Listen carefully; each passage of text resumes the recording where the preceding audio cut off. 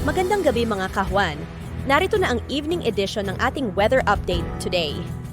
Narito na ang update sa lagay ng ating panahon. Amihan pa rin ang nararanasan dito sa Hilaga at Kitnang Luzon at nagdudulot pa rin ho yan ng mga isolated o pulupulong mahihinang mga pag-ulan, lalong-lalo na sa Hilagang Luzon.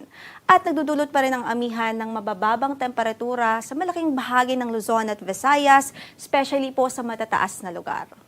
For the rest of this day sa Metro Manila at natitirang bahagi ng bansa, general fair weather naman o bahagyang maulap hanggang sa maulap na papawirin ang mararanasan. Nagbabalik din ang easterlies at dominante pa rin ito sa kanlurang bahagi ng ating bansa at pwede pa rin huya magdulot ng mga localized thunderstorms lalong-lalo na sa hapon at gabi. Kaya't saan man po ang ating lakad sa araw na ito, huwag kong kalimutang magdala ng payong. Wala rin tayong LPA na minomonitor ngayon sa loob ng ating area of responsibility. Wala rin tayong inaasahan at least napapasok sa ating PAR at least in the next 2 to 3 days. Gayunpaman, magantabi pa rin sa updates ng Pag-asa. Para naman sa pagtaya ng ating panahon bukas, likely magpapersist pa rin ang isolated light rains sa Northern Luzon o sa Hilagang Luzon dahil pa rin ho yan sa amihan.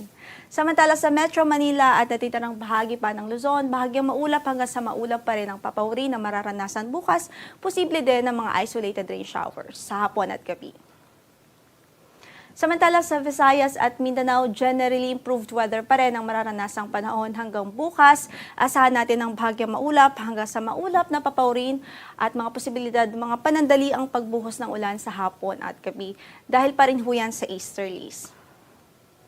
Wala rin tayong gale warning na nakataas ngayon sa anumang bahagi ng ating mga baybaying dagat. Ingat pa rin naman sa ating mga manlalayag, especially dito sa northern at eastern seaboards ng ating bansa dahil makakaranas pa rin ho tayo dyan ng katamtaman hanggang sa maalon na kondisyon ng karagatan. Kaya't ingat po sa ating mandaragat. Ang sunset natin sa araw na ito is 5:48 p.m. at inaasahang sisikat ang araw bukas sa ganap na alas 6:25 ng umaga.